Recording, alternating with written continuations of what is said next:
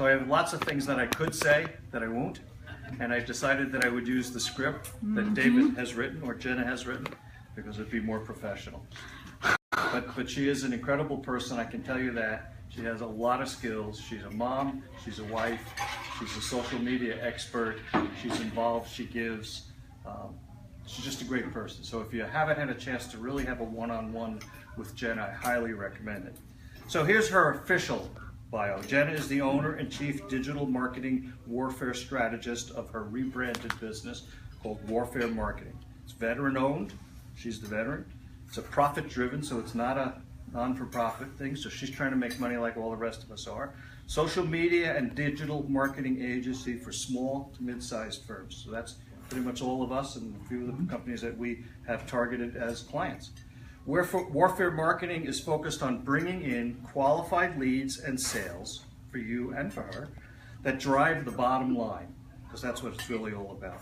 As a social media strategist and thought leader, Jena works with entrepreneurs to build marketing plans, consult on strategy, and train and set up their company to handle the marketing essentials to their ongoing success. Jena is also co-founder, along with David, of the Business Growth Network, which is another nonprofit network for aspiring leaders seeking business growth through networking, vision, and planning. And it's my personal pleasure to introduce Jena Apgar. Yay. I get it more. And can I sneak out this door? No. Yeah. Go ahead, just for a sec. Go ahead. So I had planned PowerPoint slides, and then my little man got sick, so he came first. Introduction. I'm so used to talking to you, it's more like a conversation. So what I'm talking about today is, over the course of quite literally the last year, David and I have been working together with the Business Growth Network on how do we take the businesses, especially the ones that come to all these different networking events that are just trying to get started. They see where they want to go, or they know where they want to go, and they're like, here I am, how do I go from here to here, and how do I do it in the most expeditious, efficient way possible without selling my kidneys, right? And that's really hard to do, and I've even had clients, we're working on a strategy, and they're calling me and saying, I just want leads in the door today. Like, I can't afford this strategy, I need to start today. And I'm like, oh, cart before horse. What I'm showing you today is the bare basics that we've worked over the course of the year, that I've worked with my clients. So this is all of these aspects, with the exception of 2, are what I build for my clients as part of our strategy. To give you kind of an example, I think I charge $3,500 for most companies, or north of that, depending on what size they are and how much work it's going to take me. This is not the entire strategy, but these are what we've determined are kind of the core aspects. So if you needed to turn around and take the bare minimum information and turn around and make a sales call tomorrow, what would you need to do to make that happen in a way that expresses your vision, your wants, where you really want to go, the easiest sales conversation possible without selling salesy and being the douchebag who calls you and tries to trick you, to be straightforward. Some of these seem really silly, but you're going to have to run with me. I think it only gets to these. One, I always like to have my business, I call it business basics, pulled together, and you really can't read that because it's tiny as can be. This is your basic, your address, your phone number, because I don't even know my own address to my office or my phone number to remember it, and then your logo. Even if you pull it together and snap something dumb, just something that you can put on there that's some kind of branding. That's actually not one of them. This is actually my first one, and this is where every single thing should start. If you do not have this one piece, it's client avatar, since we were just talking about or avatars. If you don't have a client avatar, you should not be doing anything else. You cannot physically market to the entire population. You must have one specific person you're working on, so you can build one whole bridge of how to get that one specific customer from point A to point Z in your sales process. The client avatar, I would prefer you actually call someone and not guess. You sell coffee, I'm sure there's just a few coffee drinkers that you would like. Pick the one that would always come to you, buy them, treat them to some coffee, give them a bag, whatever, sit down and go through this with them. So it's everything from, you know, what is their name, their basic things like, do they purchase? You know, I've had very interesting conversations. You would think the purchase process is simple and straightforward, but it's not always. Like for a man, I'd like to think that every man goes out and buys his own clothes, but there are a lot of men whose wives do it for them. They've never walked into a department store. Everything from their underwear to their t-shirts is bought by their wives. You need to know that. Coffee. What if the husband doesn't buy coffee? What if David doesn't buy his own coffee? Every time he needs a bag, he's like, yeah, Cheryl, hey, could you pick up a bag? You're no longer selling to him. You want to make him aware and want it, but you have to understand that Cheryl's the one buying it. So knowing this information can be golden. And so it's everything from books, magazines, website, conferences, hobbies, interests, wants, needs, pain points, to really go in there and ask them and to get them into a conversation. I keep telling people when I'm going to do this for a client, it's going to be like 10 minutes. It turns into 30 minutes. I even had one go an hour and 20 minutes. I had one veteran I sat with for a client. It was 3 hours. And then at the bottom, I always just like have like running notes for the things that don't fit in. Random little things they tell you or different, I'm trying to give away clients, things they say. So I have a school, a musical arts schoolhouse client up in Frisco. And one of the moms said something, a couple things that were really interesting. One was, you know, they do 5 shows at the end or during the school year to display how they've learned how to dance or do music and all these cute things that the parents get to go see. And she said, yeah, the first one, my daughter was super scared. And the second one, eh. And the third one, like, man, she just owned the stage. That was the part, like, there's no question in here to get that kind of conversation. But the thought process behind that is if I really know her, she's not the only parent like that. It's not the only kid like that. If your daughter is comfortable on stage and she's comfortable in front of a public audience, she'll ask questions in school. She'll ask questions and then get answers, and then she'll be the one getting attention. She'll get her questions answered. She won't be afraid of public speaking or sales conversations when she gets older. She can be Sheryl Sandberg at Facebook because she's not afraid to be in front of an audience and lead. And that's really important. So the sales or the marketing viewpoint is not we have a good preschool. It's we're training your developmental age kids so they can become Sheryl Sandberg. So now how do we visualize that and tell that story? But that's the story. Nobody cares about just having daycare, not at this level anyway, this is a more expensive school. They want their kids to be the best, not the best 4-year-old. They want them to grow up to be the best. So that changes the dynamic of every other piece of your marketing, your sales pitch, of how you even shape your school and your business practices. This is by far the first thing that any business owner should have. At least one, hyper specific. The more specific, the better.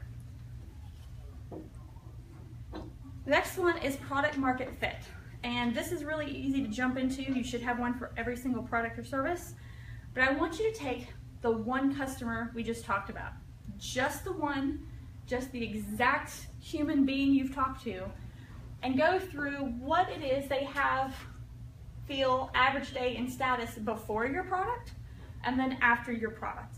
And the reason we go through this exercise is because most people sell they have. You have coffee, you have financial products, you have a car wash. People aren't that logical. We buy emotionally, we buy on other aspects. You can describe the box all day. I don't care about your box. I didn't wake up saying, I need coffee. I'm a tea person, that's probably why. Feeling, how does your product, your service make me feel? Not trying to get like ooey gooey emotional. For those who know me, that's not me. But your product is going to change how somebody feels in their average day. If I get my Starbucks in the morning, I am like, okay, I can start now. I've got my warm beverage, like physically I can feel it in my hand. I can feel it when I take a drink, that feeling, that warm, like, okay, now I can start. That's part of how that changes my day. For financial services, you know, I feel relieved. I'm like, okay, got that like the annuity, and you know, I've protected myself and my kids can go to college. Got that off my shoulders, moved it off, right?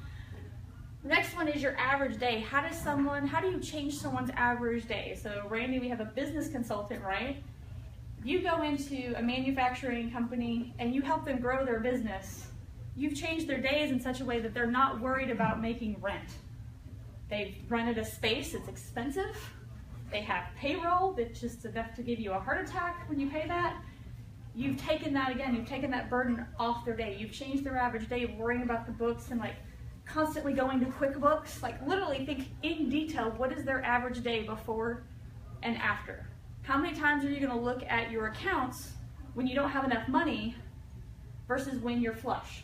You're like, oh, got it in the bank, sign the check, you're not even worried about it. Now you can focus on forecasting 5, 10 years in the future. Average day is great, status is better. That one of all the ones is the best way to sell. Think about Apple as one of the most brilliant at this. When you see an Apple commercial, do they ever even describe their product? They don't even tell you, half the time they don't even tell you what the product is. It's a couple shadows dancing around with some colors and music playing, and then it's just like, bing, iPhone. They haven't said anything about their product, but you want it. Why? They've sold a status. They've sold, you're not the one that's following the crowd. You're the one that stands out. You're the one that goes this way. We are graphics. We are the ones for professionals. They're selling that status to you. Nike's the same way. If you watch a Nike commercial, you would never know what they sell or what it is or anything about it. It's a girl running on the pavement and it's just do it. Nothing but pavement, no games, just sports. Didn't tell you if they were advertising the shoe. You don't know if it's a shirt. They're just telling you the status. You're an athlete. You don't care about that silly stuff. So what is their status before and after? So one of my products I'm working out now, the before state was almost sad. You're a douchebag. You're a societal reject. How do you change by your product? And you're like laughing because you're like, how does my little product change anything? You're trying to change the perception. Think about that one really deep. That will be the hardest one. It's always where I get stuck. Good versus evil, and this is kind of a new one, and David and I have talked about it with Business Growth Network. If you're the good side, who's the bad guy? So with some of the companies I've seen, the bad guy is the college and public education. It's the stuffy things that people force you through, and you know, we're the leaders. We're just a certificate, but you don't need all that. You just need this, save money, get your hands dirty, do the real thing. It can be, what was the chat books that I showed some of the Business Growth Network people? The evil side was the work-at-home mom who has, the stay-at-home mom who has all the free time in the world. She can make scrapbooks, she's got Pinterest, she's the evil empire, and the working mom is the good guy. So take your client, make them Batman, who's the Joker? The other one that I want to come back to, and it doesn't seem like a big deal here, is product and services. I don't want your product and services. I want a list of the product and services your clients want. Given this right here, given the information of how you can transform your clients, what do they actually want? You have the list up here. I've got, you know, what do they want on there? If I can put it up there. But how are you going to give it to them? You have your client, you want to serve this person. If you've gone through the vision challenge, we're discussing who do you want to actually work with. What do they actually want? Do they want a car wash where they have to drive across town to get there, or would they just rather call Ryan and say like, dude, can you come Monday? I got like a date that night. Maybe that would be Friday. So actually see what they want, not what you sell, and try to work from that angle instead of trying to force this client whatever it is you have to offer. Man, this is not working for me today. Boom. Statement of value. So after you've come up with this information, you have a product that you're going to sell, and you have the customer that you want to sell it to, you've discovered the after, and you've discovered the bad stuff they don't want. Coming up with a statement of value, which is also it's a more client-centric version of a unique selling proposition for the business people learn. You can come up with a statement of value really easy. It becomes plug and play. Your product enables your customer to experience what after state. And going right from there, you have the beginnings of a 30-second sales pitch. You don't have to come up with something clever. You don't have to describe every single detail of your product. No one in the room cares when they're listening to, what was the group? You had like 100 or 50 people? Yeah, 100. Way too many 30-second sales pitches. How many of those people do you think remembered what most people had to say in the room? If everybody's sitting there describing their product, you're not telling, what does that have to do with me? You're just trying to sell me something. What are you doing for me, the customer? How are you saving my life, changing my day? Plug and play again. You know how that before state, frustrated, sad, depressed, degenerate, whatever you can come up with, it is when before that average day, that crappy day they're having that you came up with the before. You know how bad that is? Here, I'm going to empathize with you. Hey man, I know how that feels. And that's why we created your product or service. Then I want you to do something else. I want you to imply they already own it, that they've already used it. You want them to, in their minds, emotionally think it's already theirs. Hey, once you get your car washed, man, how nice is it going to be when you pick up your date? How impressed is she going to be? And that you'll describe that after state. That's what I just did there. So you're taking this and it's so plug and play, it seems kindergarten and remedial, but without filling out that, it's impossible. But this way you're reaching them on a way, you see how simple that is? It's like this little. It gets bigger when you actually fill in the blanks, but you don't have to think of something clever. You're literally filling out everything there. You're acknowledging where they're at, how crappy that place is so they can feel that for a moment, how crappy it is to be with no customers or with a filthy car or scared that when they die, their kids will be in ruin. You're making them remember that and you're making them feel that pain a little bit. And then you're telling them, dude, been there, done that. I got you. Let's go do this. And then you can be that happy mommy again. It's very, very simple once you have the other stuff. Here's where it gets complicated again. And some of you have seen this already because I did a whole thing just on this. But creating a path for that customer to go. You know exactly who you're talking to, right? You know exactly how they're feeling, what they want. You've created or shaped your product into something they actually care about. Now I want you to figure out, how are you going to make them aware you exist? There's lots of people who want the different products and services y'all guys offer. They don't know you exist. You could be the most helpful person, you could have the best product, you could have the best offer. If they do not know you exist, you don't have business. There has to be a way, whether it is, and I have like a whole list, everything from websites, blogs, Facebook advertising, Google ads, Twitter, LinkedIn, going to shows, YouTube, all the different PPCs, display advertising, radio, TV. There's so many different ways that you can go about this. Pick a few. Which ones are you the most comfortable with? I have clients that cannot use Facebook and Google. Can't help them there whatsoever. Your clients, because remember, you already know exactly your client. You've asked them where they go. If my client is only on Instagram, which is pretty much the client I'm working with right now, all their marketing is on Instagram organically. 2 of the 3 people I talk to are only on Facebook. So there's a disconnect there. If you're only on Instagram and your clients are on Facebook, how are those people ever going to know you exist? You've completely missed a market. So pick the ones back to your avatar that will actually get to your people. And it's not enough to say trade show.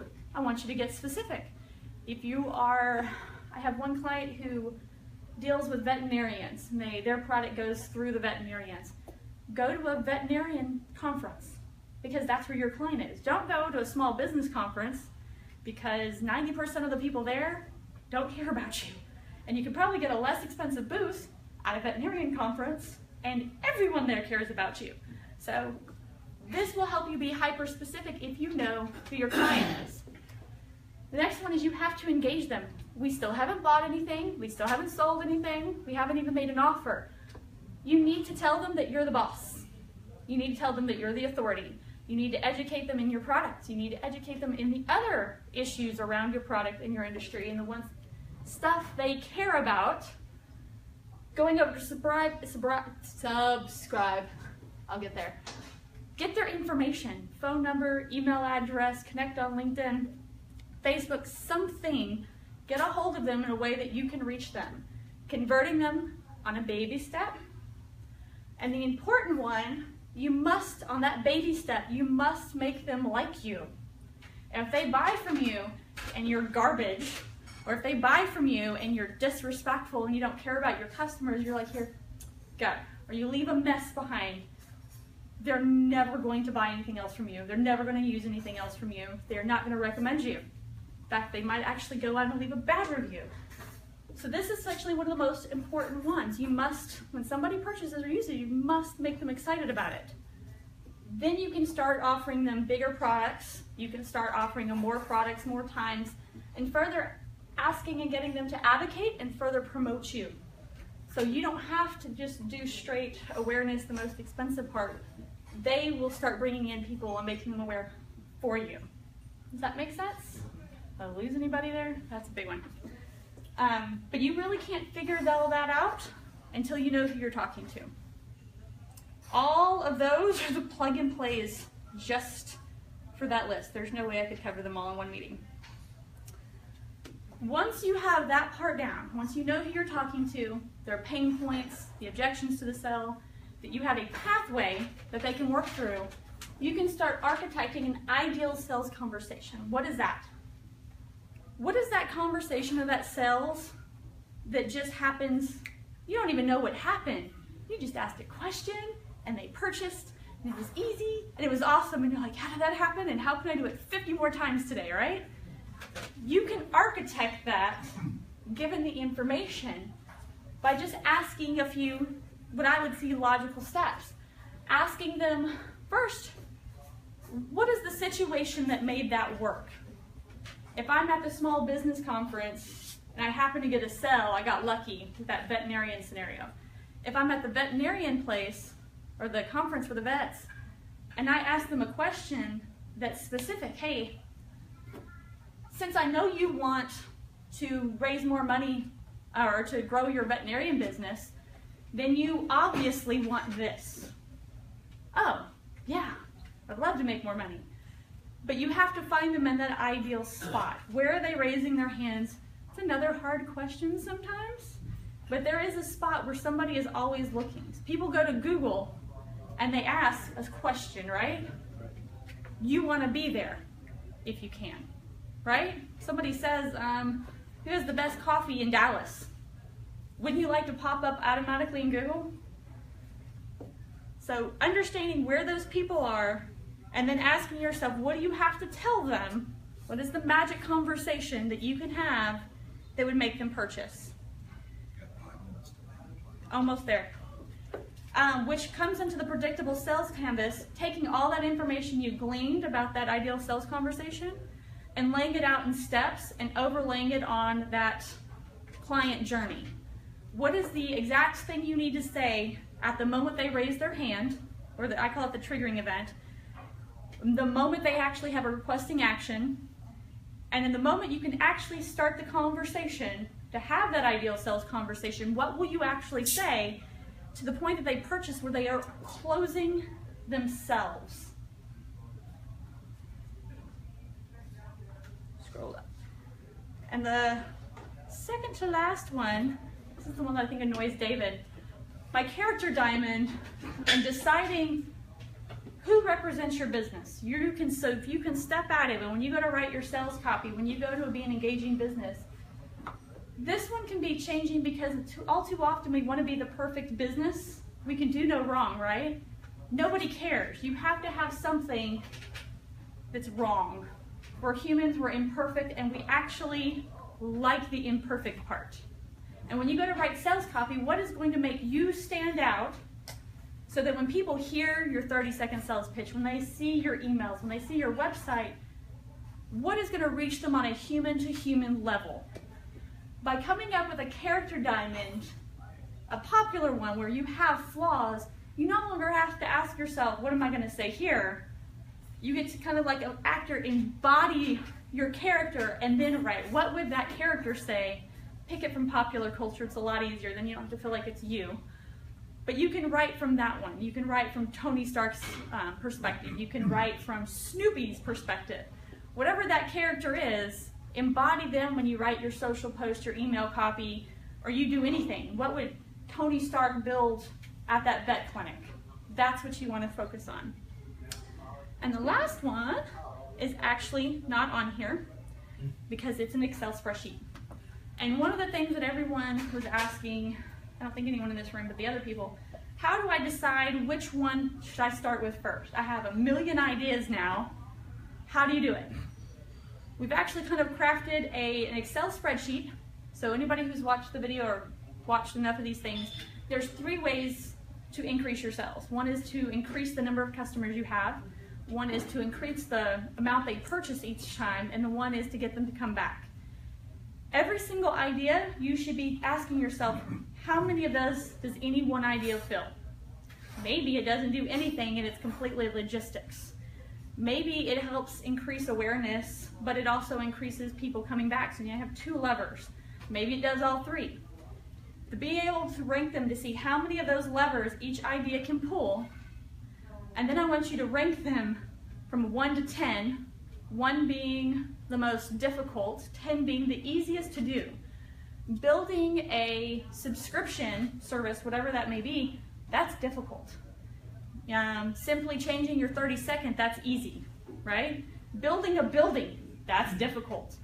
If you multiply the levers then and multiply the difficulty, you start to get a number where you can start ranking your ideas. Kind of like landing the plane. That is a lot of information. Anybody have all of it? You have all of it? Memorized all outstanding. ways of marketing. But you already have it, right? All in your business? You have it all laid out? Some. I don't even necessarily have all of that. Yeah, I have a lot to do. I do it with my clients, and I finally actually started doing most of it for my business, but I don't even have it all. I've actually built more of it for the Business Growth Network now that I have my own marketing business. As part of the Vision Challenge we're doing next week, afterwards we would be doing a workshop on Tuesday, and I'm going to be helping everyone go through all that. We have it set up, I think we have it at $197, and then a discount for $97, including some membership. For the spaces remaining. For the spaces remaining. We already After have that, some yeah. people. Yeah, after the Vision Challenge, or after the Vision Challenge. But along with that, for those people that do come up, I'm making David do a 1-hour consultation with them. Just now telling him that. And we're also going to be putting together, I have some fun new software creating an authority video for anyone who's participating, which basically gives you a news anchor style person that introduces you as the authority in your field and gives you a moment to speak that you can put on YouTube, on your webpage, and even submit to news stations to put off and fill up air, which actually works, surprisingly enough. Any questions? I feel like that was like so much. That was good. Good. I think there's some things that definitely stand out. One is the better definition of the customer. Yeah. The better definition of the customer is, even knowing that myself, narrowing it down, it kind of reminds me of when I did interior design. When you know everything that's possible, you want to do everything, right? You want to take coolness from everything. But the best design is taking one piece and just being chill about it and just focusing on that one color, that one concept. The same is true with the client. It's not enough to say that I'll use me as an example because narrowing it just puts me into like a seizure. It's not enough to say that I want to work with small businesses. Maybe I only want to work with bankruptcy attorneys. So now like tiny. Maybe, so we became digital marketer certified partners. I only want to work with people who already know the digital marketer system and I'm just implementing it for them. So being hyper specific will save you money and time. There's 100 million coffee drinkers in the U.S. All right, so we're going to land the plane because Jena has done an awesome job, and as usual, let's give her some applause. I want to personally thank Randy for leading the meeting today and also being part of our Business Growth Network. He's added a lot of value. We've learned a lot through the process. And I'm very excited about what we're launching on Monday. If you can't participate, I get it, but I will tell you, this is kind of where you need to do the Vision Challenge to be prepared really for Jena to work with you. Part of the reason why I have a passion for the Vision Challenge is I want to have more people that I can work with. But before we can even work, you need to have, again, what I'm going to have you develop in the Vision Challenge. And that's Monday through Friday this week. The Vision Challenge launches on Monday. It'll be an email each day for 5 days. All you got to do is go in, click on the link that's there, and sign up your email, and you'll get emails from us every day. You get an assignment from us every day. We're committed to do a Facebook Live each day. We're a new one. It's going to be a new one specifically focused on this version of the Vision Challenge. So it's going to be all new. It'll be hopefully helpful because there's a lot. I will tell you, each email is long, right? We might turn it into a video. Yeah, it may end up into a video because it's very long. But the reality of it is, I'm going to say it again because I know you guys may don't hear it or maybe don't believe it, but the 5 days, if you say 5 hours over 5 days, is what we have worked with. One of my mentors and other work with CEOs that they do in 4 hours, that they pay $20,000 for, and we're giving that in the Vision Challenge for free. Now you only get that value out of it if you actually do it. So that's the key. If you're just going to put your email in and just say, I'll put it in there, and then I'll just forget I put it there, or look at the emails and figure out how to opt out, it's a waste of time. So anyway, so in Jena, this workshop, this is kind of like the framework, what you got to see here. These are things that even if you don't do the workshop, you ought to think about, and you can walk through. And we're always there if you're in the community, Business Growth Network community, or in this community as well. We're going to help you. That's not what this is about. So because it is a not-for-profit effort that we're doing for the Business Growth Network anyway. So we're just trying to make things available to the community, to this network. And so that's what I'm continually doing. If you have things to offer individually that will help business owners and things like that, we're also looking for those folks as we continue to go forward. So anyway, I appreciate Jena again. She and John had to endure the thing. Yeah, he was actually snoring over there. So that was kind of cute. I was sitting there hearing. That's cute. I didn't hear it.